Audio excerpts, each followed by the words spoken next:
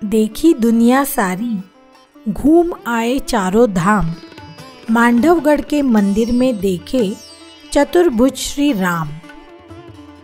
Hello मुसाफिरांनो, आज मी तुम्हाला सर्वात जुनी अशी चतुर्भुज रामाची मूर्ती कुठे आहे आणि त्यामागची कहाणी काय आहे ते सांगणार आहे। आणि हो, अजून सबस्क्राइब केलं नसेल तर सबस्क्राइब करा, फ्री आहे ते। मी असेच अजून इन्फॉर्मेशनचे व्हिडिओ तुमच्यासाठी घेऊन येत राहीन। डिसेंबरमध्ये मी गेले होते मांडू किंवा मांडवगड फिरायला आणि सकाळी सकाळी आम्हाला दर्शन झाले या चतुर्भुज राम मंदिराचे। इथली कथा अशी आहे की पुण्याचे एक संत श्री रघुनाथ दास यांना दृष्टांत झाला आणि त्यांना कळलं की रामाची मूर्ती मांडू येथे पूर्व दिशेला एका वृक्षाखाली तळघरात लपून ठेवलेली आहे।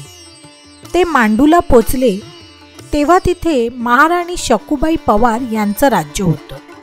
महाराणींनी रघुनाथ दासांच्या सांगण्यानुसार विशिष्ट जागेवर शोध घेतला असता त्या तळघरात चतुर्भुज राम, सीता, लक्ष्मण, मारुती आणि जैन तीर्थकर श्री शांतीनाथांच्या मूर्ती मिळाल्या। हे मंदिर 1765 मध्ये धारच्या ह्याच महाराणींनी बांधलेलं आहे। मिळालेल्या मूर्तीवर इसवी सन 901 ची तारीख कोरलेली आहे। इथे ते तळघर अजूनही अस्तित्वात आहे। या तळघरात जाऊन तिथे स्थापित केलेल्या मूर्तींचंही तुम्ही दर्शन घेऊ शकता। तुम्ही कधी मांडूला गेलात तर ह्या मंदिराला नक्की भेट द्या।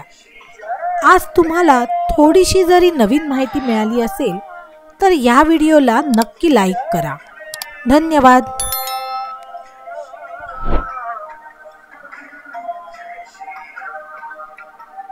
जय श्री